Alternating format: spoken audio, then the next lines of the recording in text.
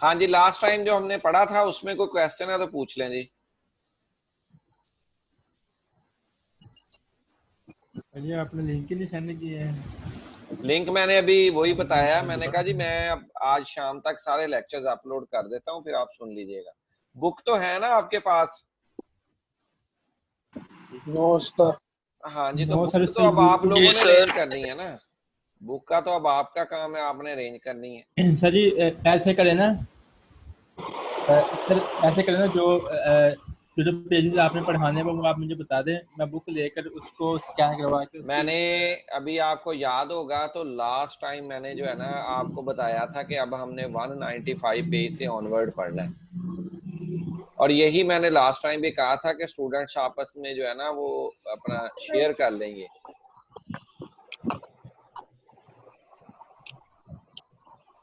ये मैंने last time भी बोला था आप लोगों को। चलें, जी सर। आज हमारा जो अपना टॉपिक है वो बड़े इजी है। हमारे टॉपिक आज जो है वो बड़े इजी हैं। उसके अंदर जो है हम इनलैंड रेवेन्यू अथॉरिटीज जो हैं, जो मुख्तलिफ डेजिग्नेशंस हैं, उसके अलावा अदारा है, आज हमने उसके फंक्शंस पढ़ने हैं, देखना है कि उसमें क्या क्या है। तो ये 195 पेज है आपकी बुक का। इसके अंदर उन्होंने एक चार्ट दिया हुआ है, डायग्राम दी हुई है, जिसमें उन्होंने हायरार्की दी हुई है ऑर्गेनाइजेशन की, ऑर्गेनाइजेशन चार्ट है। इसके अंदर चेयरमैन जो होता है एफबीआर का, वो सबसे बड़ा एग्जेक्टिव होता है। उसके अंडर जो है वो फिर बाकी कुछ मेंबर्स होते हैं। ये मेंबर्स में एक पॉलिसी का होता है। फिर उसके बाद सर जी आपके पास सर जी जो आपने पेज बताया, पेज नंबर 195, हमारे पास कुछ और है सर। ये 2000 इसमें इनलैंड रेवेन्यूज अथॉरिटीज नहीं लिखी हुई? नो सर, ऊपर लिखा हुआ है 195 पे, रिपोर्टिंग फाइनेंशियल इंस्टीट्यूशन फाइल्स। अच्छा, चलें, आप एक काम करें, आप इंडेक्स वाले पेज पे आए, शुरू वाले में। ये सर आ गया। अच्छा, इंडेक्सिंग में आप जो है ना 19 नंबर पे आए, सीरियल नंबर में, शुरू वाले में चैप्टर नंबर लिखा हुआ है ना लेफ्ट साइड पे, उसमें जी सर, 19 नंबर पे आए। Income tax authorise. अथॉरिटीज लिखा हुआ है। अच्छा, ये 208 पे है सर। 208 पे, अब आप 208 पे चले जाएं।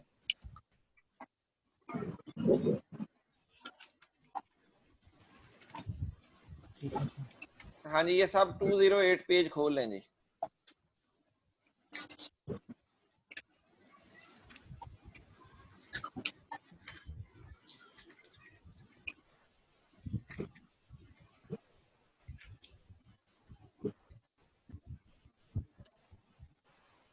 हाँ जी, अब आपके पास एक अपना इनलैंड रेवेन्यू अथॉरिटीज का एक चार्ट आया होगा। जी सर आया।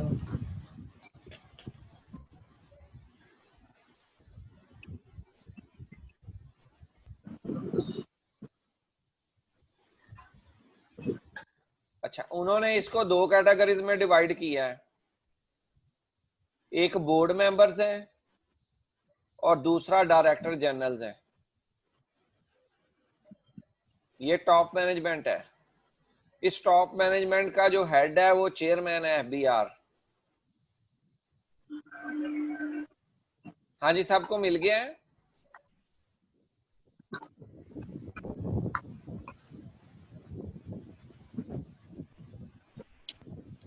उसामा मिल गया ये? जी सर, ऊपर लिखा हुआ है एफपीआर से मुराद एफ। यार पहले ऊपर जो है ना एक चार्ट होगा। सर चार्ट नीचे लिखा हुआ है, ऊपर लिखा हुआ है एफपीआर विंग्स लिखा हुआ है, आगे लिखा हुआ है मेंबर्स नेम लिखा हुआ मेंबर्स लिखा हुआ है, फिर नीचे डायरेक्टर जनरल्स होंगे। अच्छा, अब आपको याद होगा कि स्टार्ट में जब हमने पढ़ा था रिफॉर्म्स का, कि इनकम टैक्स के महकमे के अंदर जो इनलैंड रेवेन्यू है उसके अंदर रिफॉर्म्स आए थे। ये सीबीआर से फिर एफबीआर जो है ये बन गया था। अच्छा, अब उसके लिए क्या था, हमने पढ़ा था कि ये जो पूरा मुल्क है उसको डिफरेंट रीजनल टैक्स ऑफिस में डिवाइड किया गया है। अब आप अगर नेक्स्ट पेज पे आए तो आपको रीजनल टैक्स ऑफिस, जिसको आरटीओ का नाम देते हैं, यानी आप फैसलाबाद के अंदर भी अगर हम अलाइडा हॉस्पिटल विजिट करते हैं तो उसके बिल्कुल अपोजिट साइड पे आपको बोर्ड मिलेगा, उसके अंदर भी लिखा हुआ है रीजनल टैक्स ऑफिस फैसलाबाद, यानी फैसलाबाद रीजन का। अब उस एक रीजनल टैक्स ऑफिस की जो हिरारकी है वो क्या होती है, उसमें पहले चीफ कमिश्नर इनलैंड रेवेन्यू होता है और एक chief commissioner inland revenue appeals होता है। अच्छा, अपील्स का क्या होता है, ये हमने बात की थी कि ये सेल्फ असेसमेंट स्कीम होती है, इसमें इंडिविजुअल जो है वो खुद से एवेलुएट करता है कि उसका सैलरी टैक्स कितना बनता है। जब वो अपने रिटर्न फाइल कर देता है, फिर जो महकमा होता है वो उसको ऑडिट कर लेता है। ऑडिट का ये होता है कि हर साल एक स्पेसिफिक अमाउंट जो है रैंडमली वो सिलेक्ट की जाती है चेक करने के लिए कि हाँ लोगों ने अपने जो इनकम है वो सही डिक्लेयर की है या नहीं, तो जिसका नाम ऑडिट में आ जाता है। उसको फिर देखती है एफबीआर अथॉरिटीज, जो भी डेजिग्नेटेड होती हैं, वो फिर उनको देखती हैं कि क्या इन्होंने टैक्स ठीक दिया या नहीं। अगर उनको लगता है कि इन्होंने अपना टैक्स जो है वो अपनी इनकम से कम दिया है या अपनी इनकम को छुपाया है, तो वो फिर मजीद टैक्स इंपोज करते हैं। जब वो मजीद टैक्स इंपोज करते हैं तो फिर जो टैक्स पेयर होता है दूसरी तरफ उसको लगता है कि जी मेरे साथ ये नाइंसाफी हो रही है, मेरे पे इतना टैक्स लागू नहीं होता, फिर क्या होता है वो फिर अपील्स में जाता है।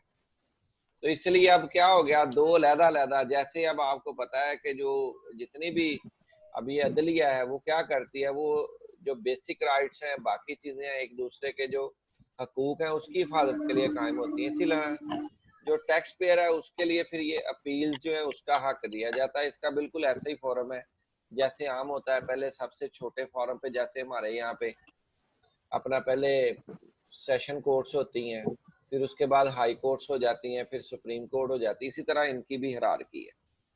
तो अब हम बात करते हैं चीफ कमिश्नर इनलैंड रेवेन्यू के आगे जो हैं वो मुख्तलिफ शोबे होते हैं, जिसमें ये जो CIR है that is stand for commissioner inland revenue. जब हम CCIR बोलेंगे तो उसका मतलब है चीफ कमिश्नर।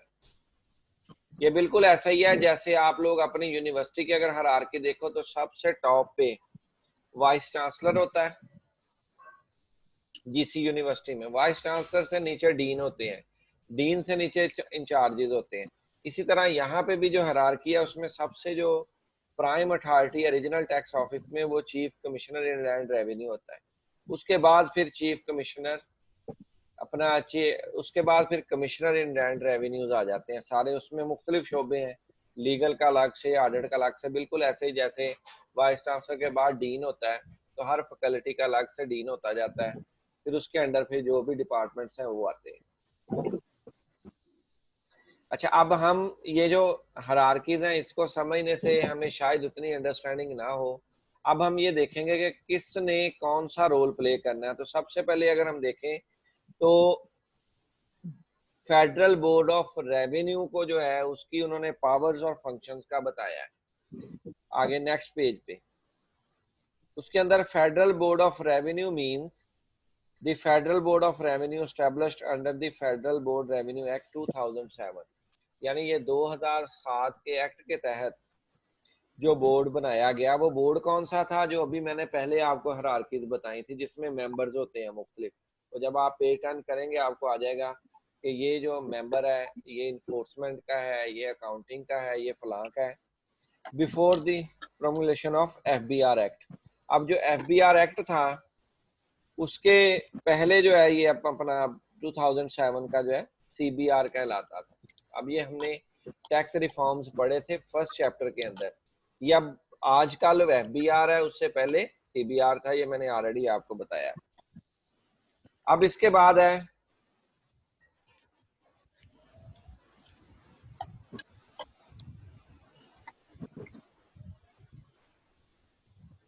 जो हु अपॉइंटेड द एफबीआर, कि एफबीआर जो है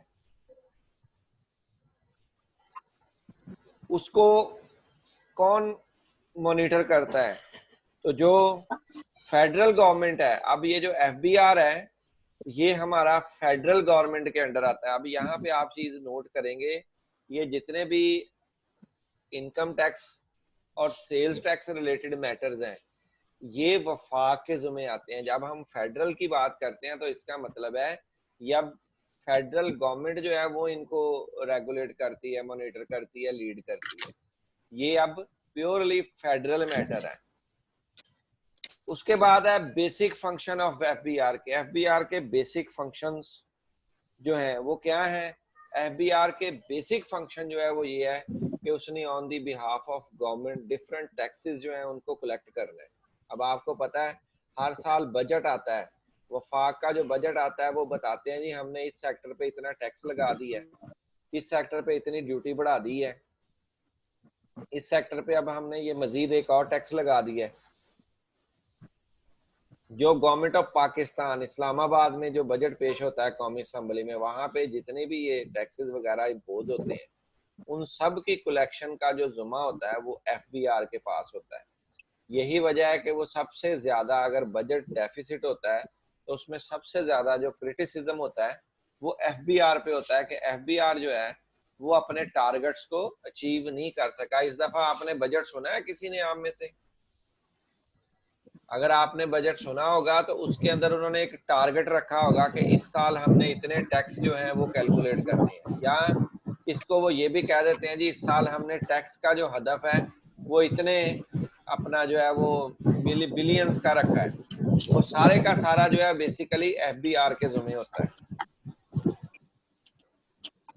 और जो एफबीआर का स्टेटस है, एफबीआर जो है ये हाईएस्ट एग्जेक्टिव बॉडी है, बिल्कुल ऐसे ही जैसे मुल्क के अंदर सुप्रीम कोर्ट है, जैसे मुल्क के अंदर नैब है, जैसे और दीगर अथॉरिटीज हैं, सिविल एविएशन अथॉरिटी, ये इंडिपेंडेंट अदारे हैं। इसी तरह जो एफबीआर है ये भी एक इंडिपेंडेंट अदारा है। हेड ऑफ एफबीआर के, एफबीआर का जब हम हेड की बात करते हैं तो एफबीआर का जैसे मुल्क का है तो यहाँ पे अब प्रेसिडेंट होता है, प्राइम मिनिस्टर होता है। इस तरह जब हम एफबीआर की बात करें तो वहां पे चेयरमैन होता है, यानी चेयरमैन का होता है जो पूरे एफबीआर जो है उसको लीड करता है।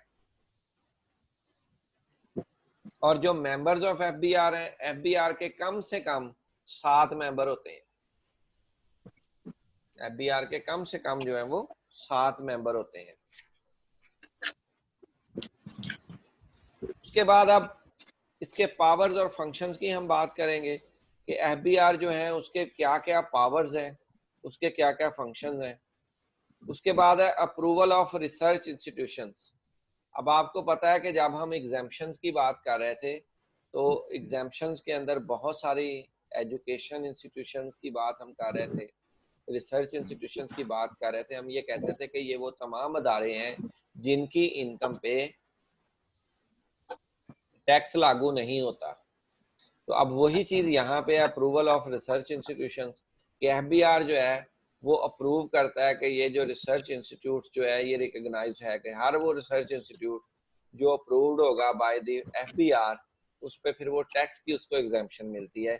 अब क्या हो गया, ये इसकी पावर है कि वो जिस मर्जी रिसर्च इंस्टीट्यूट को अप्रूव करे या ना करे, उसका क्राइटेरिया होता है। Approval of employee training schemes. अब एम्प्लॉयज जो होते हैं उनकी डिफरेंट जो ट्रेनिंग करनी होती है वो भी अब एफबीआर उसको अप्रूव करता है कि हमने कौन सी करवानी। उसके बाद है approval of leasing companies and मुदारबा कंपनीज। अब आप देखें तो अब हमने लीजिंग कंपनीज और मुदारबा कंपनीज की एग्जाम्पशन में बात पड़ी थी इनकम फ्रॉम बिजनेस में। उसके अंदर ये वो कंपनीज थी जिसपे टैक्स जो है वो माफ होता है। अब इन कंपनीज को भी क्या आया, ये अपना जो है टैक्स अपना एग्जाम्पशन में फॉल करती हैं या नहीं करती, इसकी अप्रूवल भी एफबीआर जो है वो खुद असाइन करती है। Approval of charitable institutions. अब आपको पता है जो चैरिटेबल इंस्टीट्यूशंस हैं उनकी अप्रूवल भी ऐसा ही है। वकास, ये आपकी तरफ से आवाज आ रही है हमें? Method of accounting. अब आपको पता है कि बुक्स ऑफ अकाउंट्स जो है उनकी बेस पे जज किया जाता है इनकम जो है वो क्या है।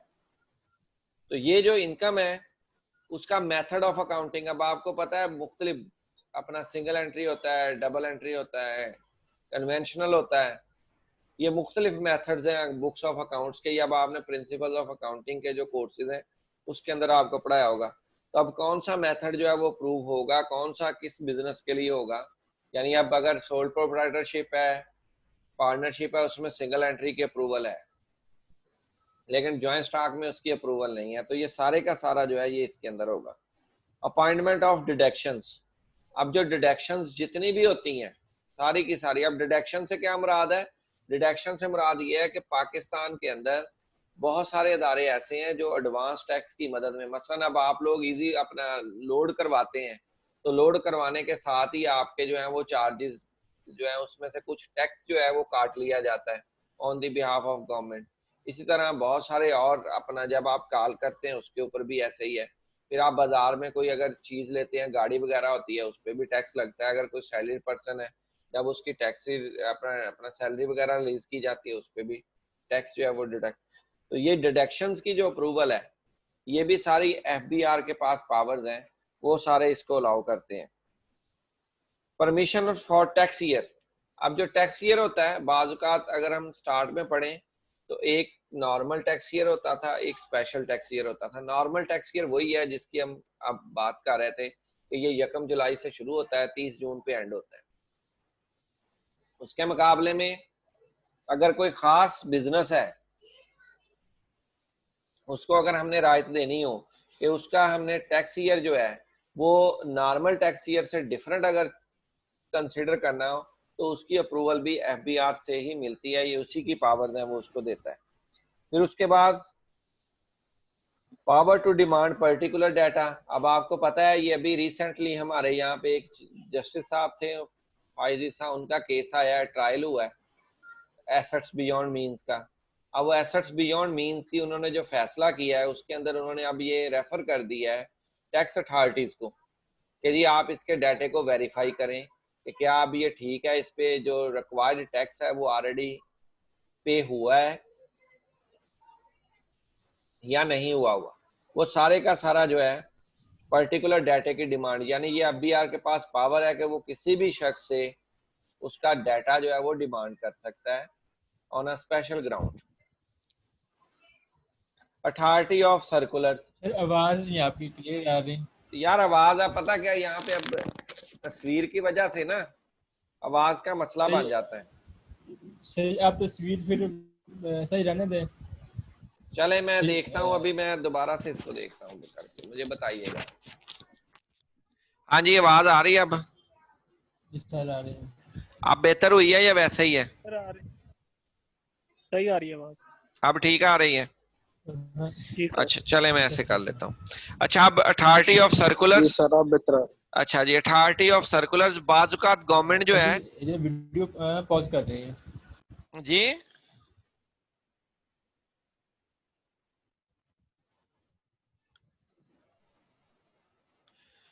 चलें अब आपको तो नहीं, अब आवाज आ रही है ना, अब मैंने तस्वीर भी कर दी। अच्छा चलें अब पावर जी सर, या अपना अथॉरिटी ऑफ सर्कुलर्स, तो गवर्नमेंट ऑफ पाकिस्तान के बिहाफ पे जब कोई नया टैक्स इम्पोज किया जाता है, किसी टैक्स का रेट कम या ज्यादा किया जाता है, कोई और रिलीफ दिया जाता है या कुछ भी होता है, वो जो सर्कुलर की पावर है वो किसी और के पास नहीं है, वो एफबीआर अपने लिए खुद ही सर्कुलर जारी करेगा, कोई और अथॉरिटी उसके बिहाफ पे नहीं करेगी। उसके बाद है एम्पावरमेंट ऑफ जनरल एडमिनिस्ट्रेशन, कि जनरल एडमिनिस्ट्रेशन की एम्पावरमेंट, अब आपने चार्ट पढ़ा है तो ये जितने भी रीजनल टैक्स ऑफिसेज हैं इन सब को रेगुलेट करना, मॉनिटर करना, ये सारा भी इसी के इख्तियारात में है, इसी की पावर है। Appointment of inland revenue authorities, ये इनलैंड रेवेन्यू अथॉरिटीज जितनी भी हैं उन सब की जो अपॉइंटमेंट होती है वो भी एफबीआर करता है। ये भी हमने बात की थी ना, चीफ कमिश्नर इनलैंड रेवेन्यू, उसके बाद कमिश्नर इनलैंड रेवेन्यू, ये सारी की सारी जो अपॉइंटमेंट्स होती हैं ये एफबीआर के पास पावर होती है, वो खुद से इसको अपॉइंट करता है। उसके बाद criterion for selection of audit, अभी मैंने आपको बात की थी कि एक स्पेसिफिक पोर्शन जो है वो ऑडिट के लिए सिलेक्ट किया जाता है। अब वो जो क्राइटेरिया है उस क्राइटेरिए को कौन सा क्राइटेरिया अडॉप्ट करना है, किसको सिलेक्ट करना है, अब कोई और इसके अंदर जो है वो नहीं कर सकता, बल्कि ये जो इनलैंड रेवेन्यू की जितनी भी अपॉइंटमेंट्स हैं, पोस्टिंग्स हैं या ऑडिट के लिए जो सिलेक्शन है, वो सारी की सारी जो है वो एफबीआर के पास पावर्स हैं। वो कोई भी किसी भी बंदे का किसी भी वक्त उसकी बुक्स ऑफ अकाउंट्स का ऑडिट कर सकते हैं। उसके बाद है अपॉइंटमेंट ऑफ ऑडिटर, यानी अगर बुक्स ऑफ अकाउंट्स का ऑडिट करना है तो उसके लिए एक स्पेसिफिक डेजिग्नेटेड ऑडिटर जो है वो अपॉइंट किया जाता है, जो बुक्स ऑफ अकाउंट्स को चेक करता है। उसकी अपॉइंटमेंट का इख्तियार भी एफबीआर के पास होता है। उसके बाद determination of scope of audit, कि अब जो ऑडिट है वो कितने सालों का करना है, कहाँ तक करना है, इसकी भी जो पावर का इख्तियार है वो एफबीआर के पास है। वो जो एप्लीकेंट है या जो असेसी है या जो टैक्स पेयर है जिसकी बुक्स ऑफ अकाउंट्स को चेक किया जा रहा है, उसके पास ये पावर नहीं होती कि वो कहे जी मैंने सिर्फ ये 2 साल का आपको डाटा देना है, इससे पिछला मैं नहीं देना। नहीं, ये एफबीआर की पावर है, वो जितने सालों का डाटा डिमांड करेगा तो वो देना पड़ेगा। डिटर्मिनेशन ऑफ जुडिकेशन, जुडिकेशन के लिए अब क्या है, jurisdiction, sorry, determination of jurisdiction. Jurisdiction में ये होता है कि अब फैसलाबाद के एरिया में जो आती है मिल, वो अब फैसलाबाद का जो रीजनल टैक्स ऑफिस है उसकी बाउंड्रीज कितनी होंगी, क्या क्या चीज उसके अंडर होगी, वो सारे की सारी जो अपना जुरिडिक्शन है, जो हदूद अरबा है, वो डिफाइन करना, वो करना है, वो एफबीआर की अपनी इख्तियार में है। यानी अब रीजनल टैक्स ऑफिस में फैसलाबाद के अंदर कौन कौन से इलाके शामिल होंगे, इसका इख्तियार एफबीआर के अपने पास है। उसके बाद अथॉरिटी ऑफ अप्रूवल, ये भी हमने जो पीछे बातें की थी इतनी अप्रूवल की और मुख्तलिफ अपना पोस्ट की, जो चीफ कमिश्नर है, कमिश्नर, ये सारी की सारी जो अप्रूवल्स हैं, अथॉरिटीज हैं, ये सारी एफबीआर खुद से करता है। पावर्स टू मेक रूल्स, यानी ये सिर्फ ये नहीं है कि गवर्नमेंट, इसके अलावा एफबीआर चाहे तो वो खुद से भी रूल्स एंड रेगुलेशंस बना सकता है। डेलीगेशन ऑफ पावर्स, एफबीआर जो है उसकी मर्जी है, वो जितनी मर्जी पावर जिस मर्जी डेजिग्नेशन पोस्ट को दे दे, ये उसका अपना स्वाबदीद होता है, कोई और अदारा इसमें मुदाखलत नहीं कर सकता। अनएक्सप्लेन्ड इनकम और एसेट्स, जो अनएक्सप्लेन्ड इनकम और एसेट्स हैं ये बिल्कुल वही हैं जो एसेट्स बियॉन्ड मीन्स है। जब किसी जगह पे कुछ डिस्प्यूट आ जाता है जिसके अंदर जो टैक्स पेयर होता है उसका और जो एफबीआर अथॉरिटीज है उसका जब कोई डिस्प्यूट होता है तो उसमें जो फैसले का इख्तियार पहले नंबर पे होता है वो एफबीआर अथॉरिटीज के अपने पास होता है। उसके बाद है सुपरविजन ऑफ सबॉर्डिनेट अथॉरिटीज। अब सबॉर्डिनेट अथॉरिटी से मुराद ये जितने भी रीजनल टैक्स ऑफिस हैं, इन सब को हम सबॉर्डिनेट अथॉरिटीज का नाम देते हैं। तो इन सब को मॉनिटर करना, सुपरवाइज करना, रेगुलेट करना, वो सारे का सारा उनकी अपॉइंटमेंट्स करना, ये सारे का सारा सोनली जो पावर है ये एफबीआर के अपने पास होती है। अब हमने आज ओवरऑल एफबीआर जो फेडरल बोर्ड ऑफ रेवेन्यू है उसकी पावर्स को हमने वन बाय वन यहाँ पे डिस्कस किया है। तो ये हमारा अब फर्स्ट टॉपिक जो है वो अब हमने कंप्लीट किया है। अब इसके बाद आगे जो है वो है, अभी आप देखें तो रीजनल टैक्स ऑफिस में जो हायर अथॉरिटी होती है वो chief commissioner inland revenue होती है। कि chief commissioner inland revenue जो है वो कौन होता है और उसके क्या पावर्स हैं, उसके क्या फंक्शंस हैं। तो अब उसमें चीफ कमिश्नर जो है means a person appointed by the chief commissioner in land revenue under section 208 and includes a director general of income tax and sales tax। अब आपको याद होगा कि हमने जब शुरू वाली हायरार्की देखी थी तो उसमें एक पार्ट जो है वो बोर्ड मेंबर्स का था और दूसरा पार्ट था डायरेक्टर जनरल्स का। बेसिकली ये जो डायरेक्टर जनरल है उसी डेजिग्नेशन को एक और नाम जो है वो एक्ट के अंदर दिया गया है, वो है chief commissioner inland revenue. Who appoints the chief commissioner inland revenue, जो एफबीआर है, फेडरल बोर्ड ऑफ रेवेन्यू, यानी यहाँ पे अब बोर्ड की हम बात कर रहे हैं जिसमें डिफरेंट मेंबर्स हैं, चेयरमैन इंक्लूडिंग अदर मेंबर्स, वो सारे मिलके chief commissioner inland revenue जो है उसको अपॉइंट करते हैं। ये बेसिक फंक्शन उसका ये है कि ये जो एफबीआर के सबॉर्डिनेट्स ऑर्गेनाइजेशंस है जिसमें एक रीजनल टैक्स ऑफिस है, ये उसके मामलात को जो है वो लुक आफ्टर करता है। इसकी जुरिडिक्शन जो होती है वो एज पर FBR एक्सप्लेनेशन होती है, यानी अगर कोई रीजनल टैक्स ऑफिस फैसलाबाद का चीफ कमिश्नर इनलैंड रेवेन्यू है, उसकी jurisdiction be defined by FBR होगी। अगर कोई गुजरांवाला का है तो उसकी भी FBR ने डिफाइन की होगी। जो FBR ने डिफाइन की होगी और जिस इलाके का वो चीफ कमिश्नर इनलैंड रेवेन्यू बना होगा रीजनल टैक्स ऑफिस का, वो उसके मुताबिक सिर्फ उसी के अंदर अपना जो है वो ऑर्डर्स कर सकता है। जो उसकी जुरिडिक्शन के बाहर होगा उन मामलात को वो देख नहीं सकता। उसके बाद है authority subordinate to the chief commissioner inland revenue. अब उसके जो अथॉरिटीज हैं, ये भी हमने जो स्टार्ट में अगर पेज देखा था जिसमें टॉप पे रीजनल टैक्स ऑफिस था, तो इसके अंदर ये जितनी भी उन्होंने CIR लीगल है, ऑडिट है, ये सारी की सारी जो अथॉरिटीज हैं ये अब जवाबदेह हैं chief commissioner inland revenue को। अब हम बात करते हैं कि जो चीफ कमिश्नर इनलैंड रेवेन्यू है उसके पावर और फंक्शंस क्या हैं। सबसे पहला उसका है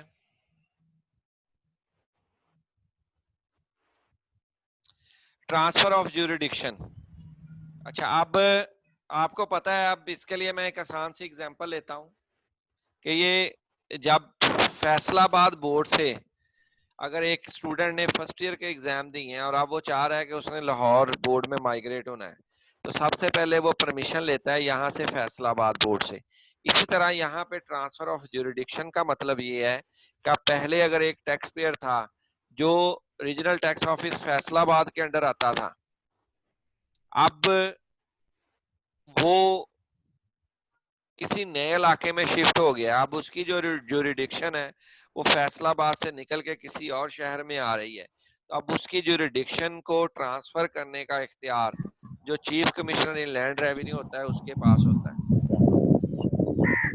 डिसीजन ऑफ ज्यूरिडिक्शन, फिर इसी तरह एक मैटर जो है उसकी ज्यूरिडिक्शन का है या नहीं है, इसका इख्तियार भी chief commissioner inland revenue को होता है। रिवीजन ऑफ ऑर्डर्स,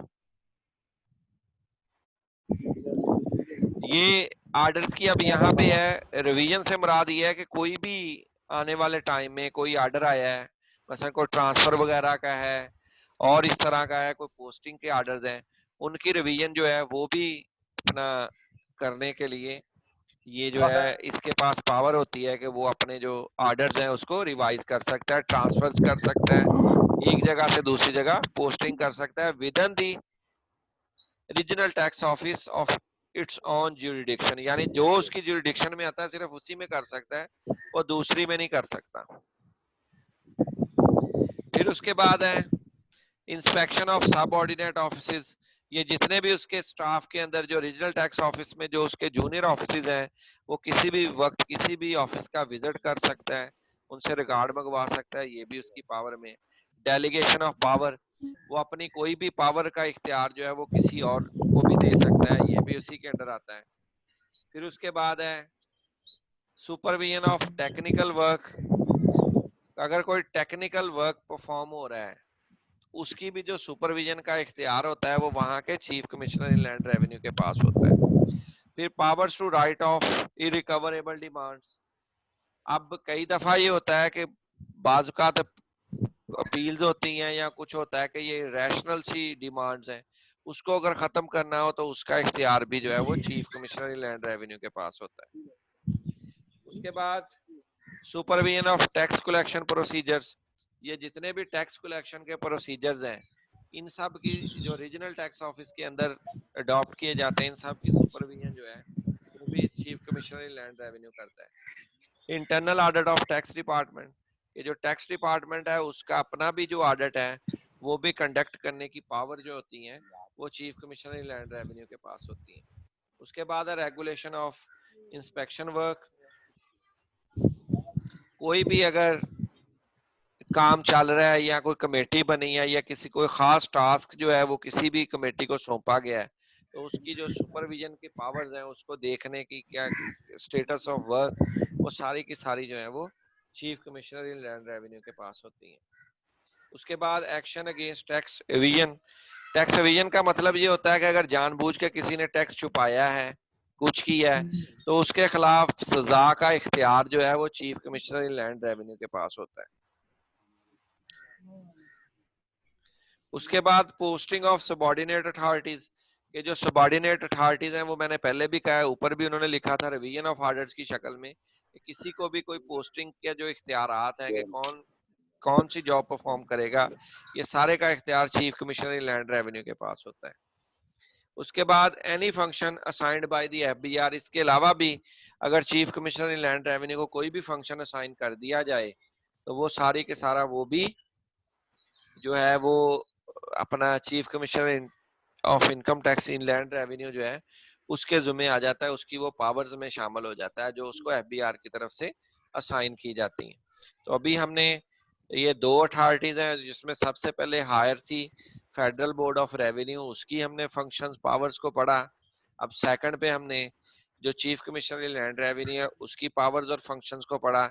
इसके बाद अब चीफ कमिश्नर इन लैंड रेवेन्यूज हैं ऑनवर्ड्स मुख्तलिफ हैं, तो ये वन बाय वन हम पढ़ेंगे। लेकिन अभी मैं अपना जो है क्योंकि हमारा एक लेक्चर तकरीबन खत्म होने वाला है तो अभी थोड़ी देर के बाद फिर मैं दोबारा से होता हूं, तो अब हम आगे कमिश्नर इन लैंड रेवेन्यू जो है वहां से स्टार्ट करेंगे। यहां तक अगर कोई क्वेश्चन है तो वो पूछ लें।